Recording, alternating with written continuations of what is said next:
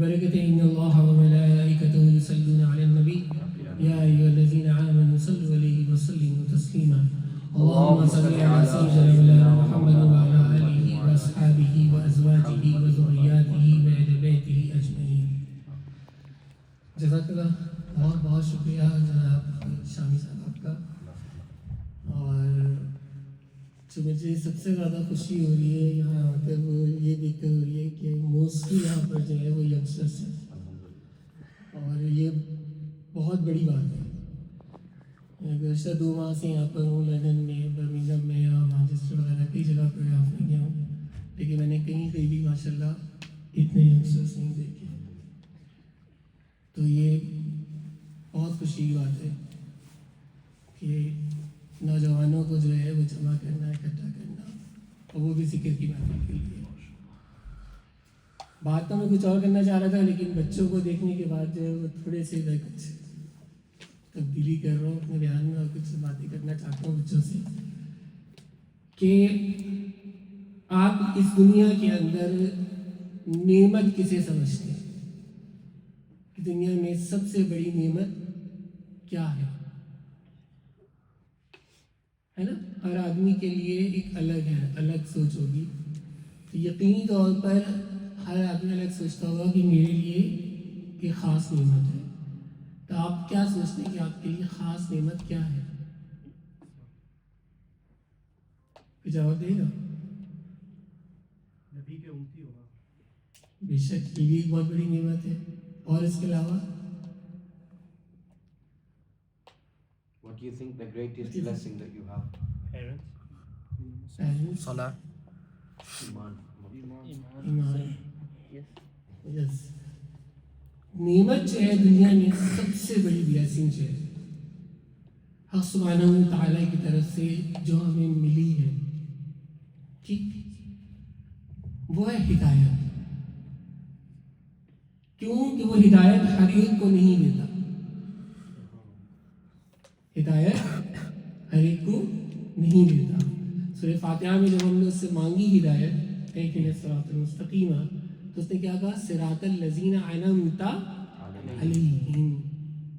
اپنے پاس نہیں بلایا، بلکہ اس نے اپنے بندوں کی طرف موڑ دیا، ٹھیک، کہ اگر ہدایت حاصل کرنی ہے تو کن کے پاس جاؤ؟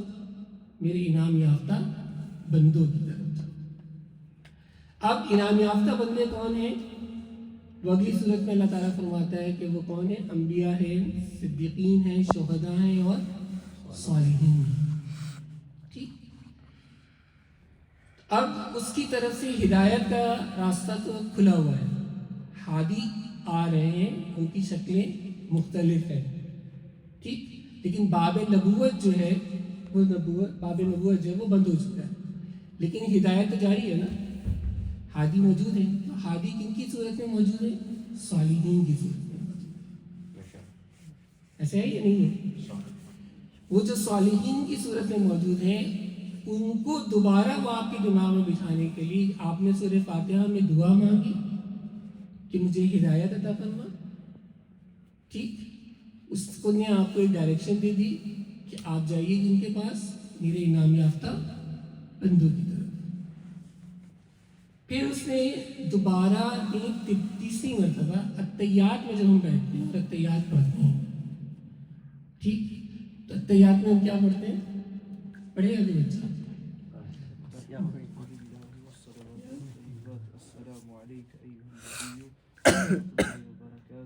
السلام علینا وعلی عباد اللہ صالحین، کہ پیارے آقا کریم علیہ الصلوۃ والسلام کو سلام پیش کرنے کے بعد پریزنٹ کنٹینیوس ہے یہ سینٹنس، ہے یا نہیں ہے؟ وعباد اللہ صالحین، کہ وہ سلام کے بعد پیارے آقا کریم علیہ الصلوۃ والسلام کے بعد اب سلام پیش کر رہے ہیں کس کی بارگاہ میں؟ آپ صالحین کی بارگاہ میں۔ تو اس کا مطلب یہ ہوا کہ صالحین سے جڑنا جو ہے وہ آپ کے لیے انتہائی ضروری ہے۔ بغیر صالحین کے جڑے ہوئے آپ ہدایت حاصل نہیں کر سکتے۔ تو ہدایت حاصل کرنے کے لیے صالحین سے جڑنا ضروری ہے، اور نماز پڑھتے ہوئے ہمیں اسی لیے اس کی ایک ایک بات پہ، ایک ایک چیز پہ نا غور کرنا چاہیے، توجہ کرنی چاہیے، ٹھیک ہے نا؟ تو اگر ہم یہ توجہ رکھیں گے تو انشاءاللہ تعالیٰ العزیز ہم ہدایت ضرور حاصل کریں گے. اب ہدایت کے ساتھ نعمت ہے وہ، تو نعمت کون سی چیز ہوتی ہے؟ نعمت وہ چیز ہوتی ہے جو ہمیشہ ہمیشہ کے لیے باقی رہے. جو چیز ختم ہو جائے وہ نعمت نہیں ہوتی. جو چیز ضائع ہو جائے وہ نعمت نہیں ہوتی. ٹھیک ہے نا؟ نعمت وہ ہے کہ جو ہمیشہ ہمیشہ کے لیے ہو. ایسے ہی ہے نا؟ اب اس نے جو نعمت ہمیں عطا کی، ہدایت کی نعمت ہمیں جو عطا کی، وہ ہمیشہ ہمیشہ کے لیے. کیسے؟ کہ اس دنیا میں اس نے ہمیں بھیجا، ٹھیک، تو کس لیے بھیجا؟ امتحان کے لیے، آزمائشوں کے لیے، ہے نا؟ اسی امتحان اور آزمائش کے بیس کے اوپر، بنیاد کے اوپر ہماری آخرت بنے گی. ٹھیک. اب آخرت کے لیے کیا کہ اس نے دو چیزیں ہمارے سامنے رکھی کہ دنیا کے اپوزٹ اس نے رکھا آخرت کو، کہ تم ان دونوں میں سے کسی ایک چیز کو سلیکٹ کر لو، یا تو دنیا کو اور یا آخرت کو. ایسے ہی ہے نا؟ اس کے بعد جو دوسری چیز ہے وہ اس نے رکھی ہے ہمارے اندر خواہشات، نفسانی خواہشات، ڈیزائرز، ہے نا؟ آج جو سب سے بڑی ڈیزائر ہے ہماری وہ یہ ہے کہ ہم اس دنیا میں ہی اپنے لیے جنت بنا لیں. جو سب سے بڑا پرابلم مطلب مجھے میرے پاس آتا ہے جو ڈسکس کرنے کے لیے، وہ یہی آتا ہے کہ ہر شخص یہ چاہتا ہے کہ جناب کوئی ایسا حل بتا دیجئے، کوئی ایسا وظیفہ بتا دیجئے، یا کوئی ایسی قرآن کی آیت بتا دیجئے جس سے پڑھوں اور اپنے لیے اس دنیا میں جنت بنا لوں. جیسا میں گھر بنانا چاہتا ہوں ویسا گھر مل جائے، جیسی گاڑی لینا چاہتا ہوں ویسی گاڑی مل جائے. کیونکہ ہم نعمت تو ان تمام چیزوں کو سمجھتے ہیں نا جو ہماری خواہشات ہیں. لیکن اس خواہشات کے اگینسٹ ایک بہت بڑی ذات ہے، اور وہ ذات ہے حق سبحانہ و تعالیٰ، یعنی اللہ جل جلالہ. کہ یا تو تم اللہ سے جڑ جاؤ یا اپنے خواہشات کو پورا کر لو. اب اگر تم اپنی خواہشات کو پورا کرنے لگ جاؤ گے تو تم اللہ سے دور ہو جاؤ گے. بالکل ایسے کہ آپ ایک راستے پہ جا رہے ہیں، آگے جا کے ٹی آ گیا، اب ایک رائٹ پہ جانا ہے اور ایک لیفٹ پہ جانا ہے. تو لیفٹ پہ جو ہے وہ آپ کی خواہشات ہیں اور رائٹ پہ اللہ تعالیٰ ہے. اب آپ کس کی طرف جائیں گے؟ کیونکہ آپ کا نفس جو ہے وہ آپ کو لے کے جائے گا آپ کے خواہشات کی طرف. ایسے ہی ہے یا نہیں ہے؟ لیکن آپ کو کس کی طرف جانا ہے؟ اللہ کی طرف. اور یہ آسان کام نہیں ہے، یہ بہت مشکل کام ہے. ٹھیک. اور اسی لیے صالحین سے جب جڑا جاتا ہے تو صالحین اس کام کو ہمارے لیے کیا کر دیتے ہیں؟ آسان کر دیتے ہیں. کیونکہ وہ اس راستے سے گزرے ہوئے. اب اس نے جو آپ کو نعمت عطا کی وہ نعمت عطا کی ہدایت کی، اور آپ یہاں آ کر کوشش میں لگ گئے کس کے؟ رزق کی. جبکہ رزق کا اس نے آپ سے کیا کیا ہوا ہے؟ وعدہ کیا ہوا ہے نا، فاللہ خیر الرازقین، الحمدللہ رب العالمین. ایک چاند کا نہیں، ایسے 18,000 عالموں کا جان پالنے والا ہے وہ. تو وہ ساری ذمہ داری جو اس کی تھی وہ ہم نے کس پر لے لی؟ اپنے اوپر لے لی. اور ہمیں جس کام کے لیے بھیجا گیا تھا ہم وہ کام بھول گئے. ایسا ہی نہیں ہے؟ رزق کی ذمہ داری اس کی ہے، لیکن رزق کی ذمہ داری ہم نے اپنے کندھے پہ لے لی، اور جو ہمیں اصل کام کرنا تھا وہ کام ہم نہیں کرتے. اب ہمارا جو یہ جسم ہے، ٹھیک، یہ دو کمپوننٹ سے مل کر بنا. ایک تو یہ ظاہری جسم ہے، ٹھیک، جو عالم خلق سے جس کا تعلق ہے، جس میں ہوا، آگ، مٹی اور پانی، یہ 4 ایلیمنٹس موجود ہیں. ٹھیک ہے. دوسرا ہے عالم عمل، ٹھیک، جہاں پہ عالم ارواح بھی ہے، جنت بھی ہے، دوزخ بھی ہے، عرش بھی ہے، فرشتے بھی ہیں. ٹھیک. اس کو کیا کہا جاتا ہے؟ عالم امر کہا جاتا ہے. اب ہمارا جو جسم ہے وہ مرکب ہے دو چیزوں کا، ایک ظاہری جسم کا اور دوسرا روح کا۔ جب دو چیزوں کو آپس میں جوڑا جاتا ہے تو تیسرا کمپوننٹ بہت ضروری ہوتا ہے کہ جو ان دونوں کو باؤنڈ کر کے رکھے۔ ایسا ہے یا نہیں ہے کہ ہم جب دو چیزوں کو جوڑتے ہیں تو تیسری چیز کی ہمیں شدید ضرورت ہوتی ہے جو ان دونوں کو کیا کرے، جوڑے۔ ٹھیک، اگر وہ جوڑنے والی چیز نہیں ہوگی تو ہم دو چیزوں کو نہیں جوڑ سکتے۔ اب روح جو ہے وہ کیا ہے؟ سرکار دو عالم صلی اللہ علیہ وسلم سے جب سوال کیا کہ روح کیا چیز ہے، تو قرآن پاک میں اللہ تعالیٰ نے کیا جواب دیا کہ روح کیا ہے؟ امر ربی۔ امر ربی یعنی اس کا ارادہ۔ اب اس کا ارادہ یہ کوئی معمولی چیز نہیں ہے، یہ اس کی اپنی روح تھی، اپنی روح اس نے آدم کے اندر پھونکی، اور جب پھونکی تو ملائکوں کو کیا حکم دیا کہ تم سب کے سب کیا کرنا، سجدے میں گر جانا۔ تو اس کا مطلب یہ ہے کہ روح کوئی معمولی چیز نہیں ہے، بہت افضل و اعلیٰ چیز ہے۔ تو وہ روح اس نے ہمیں عطا کی۔ اب ہم ہیڈ ٹو ٹو اپنے جسم کے ہائیجین کا تو پورا خیال رکھتے ہیں، لیکن ہم میں سے کتنے ہیں جو اپنی روح کا خیال رکھتے ہیں؟ ہم میں سے کتنے ہیں جو اپنی روح کو جانتے ہیں؟ یا ہم میں سے کتنے ہیں جن کو یہ پتا ہو کہ ہماری روح کی غذا کیا ہے؟ ہمیں یہ تو پتا ہے کہ جسمانی غذا ہمارے لیے کون سی بہتر ہے نا؟ کون سی ڈائٹ ہمیں لینی چاہیے، جنک فوڈ لینے چاہیے یا نہیں لینے چاہیے۔ تو یہ ساری چیزیں تو ہمیں بہت سی طرح سے پتہ ہے جس کا تعلق اس ظاہر سے ہے، لیکن جو باطن میں اصل ہماری روح ہے اس کے بارے میں ہمیں علم نہیں۔ تو اب اس نے جب ان دونوں چیزوں کو، جسم اور روح کو جوڑا، تو جوڑنے کے لیے جو بائنڈنگ ایجنٹ بیچ میں رکھا ہے وہ ہے نفس۔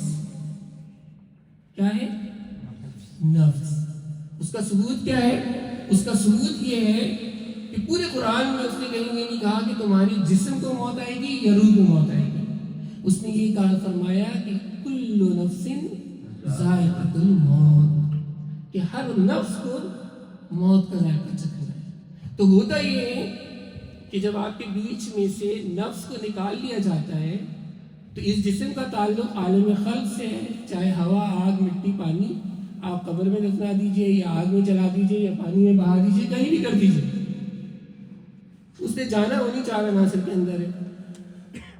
ایسے ہی نا؟ اور اس کا روح کا تعلق عالم امر سے ہے، تو اس نے واپس کہاں جانا ہے؟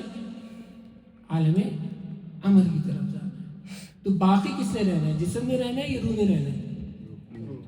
روح نے رہنا ہے۔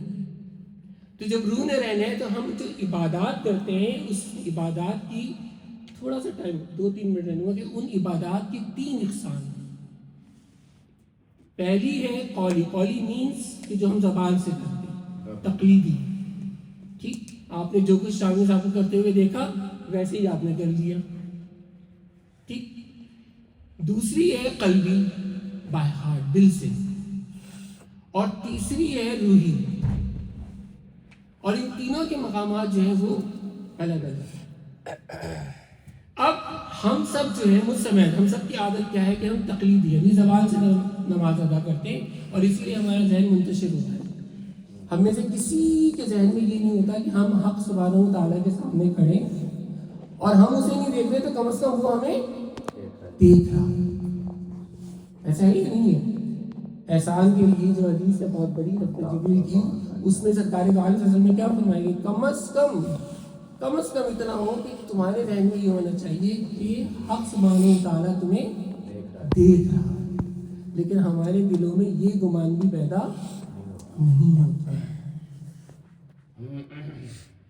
جبکہ پیدا ہونا چاہیے۔ تو اس کا مطلب یہ ہوا کہ ہم سب تقلیدی نماز اور عبادت کرتے ہیں، قلبی نہیں کرتے۔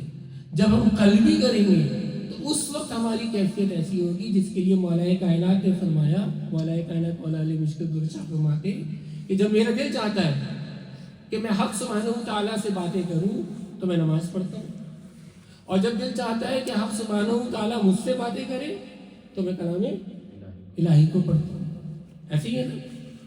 تو بالکل ایسی یہ کیفیت ہماری جب ہوگی کہ جب ہم اپنی عبادات کو تقلیدی سے قلبی پر لائیں گے اور قلبی سے روحی پہ لے کر آئیں گے.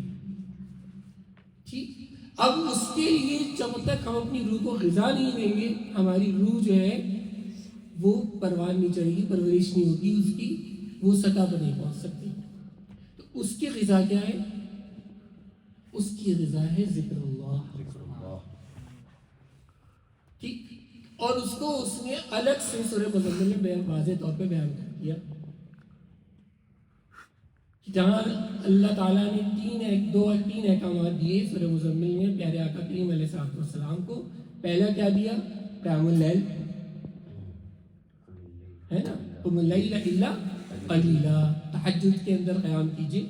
اب قیام کافی ہے کہا نہیں, ویسر قرآن ترتیلا. اب قرآن صاحب قرآن سے کہا جا رہا ہے کہ قرآن کو ٹھہر ٹھہر کر پڑھیے. اب یہ بات سمجھ میں آنے والی ہے کہ صاحب قرآن سے کہا جا رہا ہے کہ قرآن کو ٹھہر ٹھہر کے پڑھیے, تو انڈائریکٹلی یہ ہمیں کہا جا رہا ہے. تیسری جو بات کہی گئی وہ کیا کہی گئی؟ وَذْكِرُ اسْمَ رَبَّكَ, وَذْكِرُ پس ذکر کرو. اسم نام کا, کس کے نام کا؟ رب کے نام کا. رب کا نام کیا ہے؟ اللہ اللہ اللہ. وَذْكِرُ اسْمَ رَبَّكَ, اے حبیب نہ صرف آپ نماز پڑھیے تلاوت کیجیے بلکہ اپنے رب کے نام کا ذکر کیجیے. اور کیسے کیجیے؟ وَتَبَتَّلْ عَلَيْهِ تَبْتِيلًا, اے حبیب سب سے کٹ کے, just between you and me, nobody else. اور جب کوئی عاشق اپنے معشوق سے ملتا ہے تو وہ کسی چیز تیسرے کو برداشت کرتا ہے؟ نہیں کرتا. وہ ایٹ لیسٹ روشنی بھی برداشت نہیں کرے. تو ذکر ایسے کیا جائے کہ جس کے اندر ہمیں اپنا ہوش نہیں ہونا چاہیے. یہ چند گزارشات تھیں مجھے کرنی تھی کہ اللہ تبارک و تعالیٰ آپ تمام کو توفیق دے کہ آپ تمام جو ہیں یہ ذکر اللہ کی محفل کو کنٹینیو رکھیں, جاری رکھیں, کیونکہ یہ حلقے ذکر کے حلقے جو ہوتے ہیں یہ بڑے بابرکت ہوتے ہیں اور اس میں ملائکہ شامل ہوتے ہیں, اور اس میں ملائکہ آپ لوگوں کے لیے جو دعائیں کرتے ہیں آپ سوچ نہیں سکتے. ٹھیک. اور آپ جو دعائیں مانگتے ہیں آپ کی دعاؤں پہ وہ آمین کہتے ہیں. تو ذکر کے حلقوں میں شامل ہونا ایک سیلف بہت بڑی سعادت ہے اور بہت بڑی خوش نصیبی ہے, اور پھر ذکر اللہ کرنا یہ اس سے بڑی سعادت ہے.